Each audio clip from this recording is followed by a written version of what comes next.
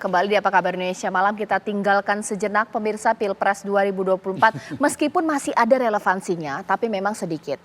Putra bungsu dari Presiden Jokowi, nggak ada angin, nggak ada hujan, kemudian tiba mendeklarasikan dirinya masuk PSI, padahal ayahnya kader dari PDIP. Saya langsung tanya saja ya kepada Bang Kodari. Suasana kebatinan internal PDIP saat ini, seperti apa menurut Bang Kodari? Mungkin kalau kayak habis dapat gempa kali ya. Gempa. Ya, Berapa skala Richter nih? Gitu ya. Makanya Bang Guntur tiba-tiba hilang. Karena saya kira PDI Perjuangan pasti akan rapat dulu secara internal ya. Untuk katakanlah menerima, mencerna, mengkaji perkembangan politik yang menurut saya bisa menjadi game changer pemilu 2024 dalam konteks pemilu legislatif. Ya.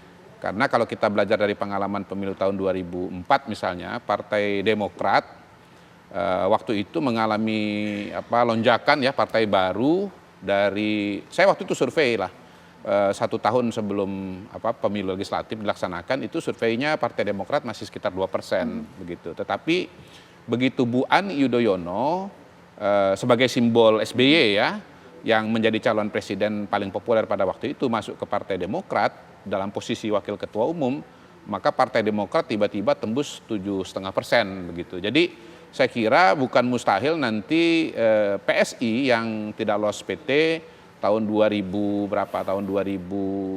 mungkin dapat 2% barangkali ya. Sekarang surveinya juga 1%, 2%. Bukan mustahil nanti akan seperti Partai Demokrat 7%, 8% begitu. Bahkan dalam konteks bahwa Pak Jokowi sekarang sangat populer, popularitasnya 80%. Bisa jadi bisa tembus 80%. Jadi saya kira PSI itu potensial untuk menjadi partai yang paling salah satu partai yang terbesar lah di parlemen 2024 begitu. Dan saya kira tadi ada wawancara, saya tonton wawancaranya Kaisang, dia mengatakan bahwa kelihatannya mereka ini terinspirasi oleh partai maju ke depan ya, move forward dari Thailand.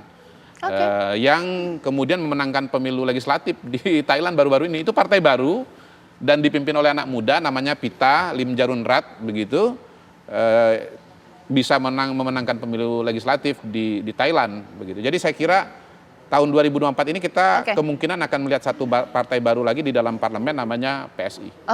Singkat Bang, ini kelebihan untuk PSI, apakah ini juga kekurangan atau mungkin nanti akan menjadi permasalahan untuk PDIP? Suara khususnya di Solo dengan manuver dari Kaisang ini berpengaruh tidak sih? Saya kira akan berpengaruh ya, bisa berpengaruh ya. Pertama begini, Pak Jokowi itu kan selama ini menjadi salah satu alasan orang memilih PDI Perjuangan. Begitu ada PSI, maka opsinya menjadi 2 gitu. Selain PDIP ada juga PSI. Ya. Yang kedua sebetulnya secara latar ideologi saya lihat sebetulnya mirip dengan PDIP. PDIP itu kan partai yang plural, Bhinneka Tunggal Ika. Sementara PSI juga jargon-jargonnya sebetulnya sama kan. Bahkan PSI sendiri kalau dari singkatannya kan Partai Solidaritas Indonesia. Solidaritas itu kira-kira bahasa lainnya dari Bhinneka Tunggal Ika lah, kira-kira begitu. Jadi saya melihat segmennya PSI ini dengan PDIP itu sangat-sangat mirip sebetulnya. Bedanya cuman bahwa PSI selama ini barangkali belum sampai ke masyarakat di bawah. Kalau PSI itu masih di kelas menengah perkotaan, terbukti mereka paling kuat di Jakarta. Yang kedua mungkin PSI selama ini lebih kepada anak muda. Sementara kalau PDI Perjuangan mungkin karena ini partai lama justru selain orang muda juga banyak dari generasi lama ya, katakanlah yang punya romantisme kepada Bung Karno. Apa yang bisa kita artikan dari manuver dari seorang Kaisang? Apakah artinya bisa juga bahwa ini indikasi ada kemungkinan PSI nanti yang merapat kepada Ganjar, atau jangan-jangan ada kemungkinan anak Pak Jokowi lain ditarik keluar dari PDIP, Gibran merapat ke Prabowo, seperti yang apa? bisa dikatakan pada hari ini adalah kelihatannya PSI kecenderungannya kan ke ke Prabowo Subianto dalam beberapa acara, termasuk kemarin deklarasi resmi Partai Demokrat.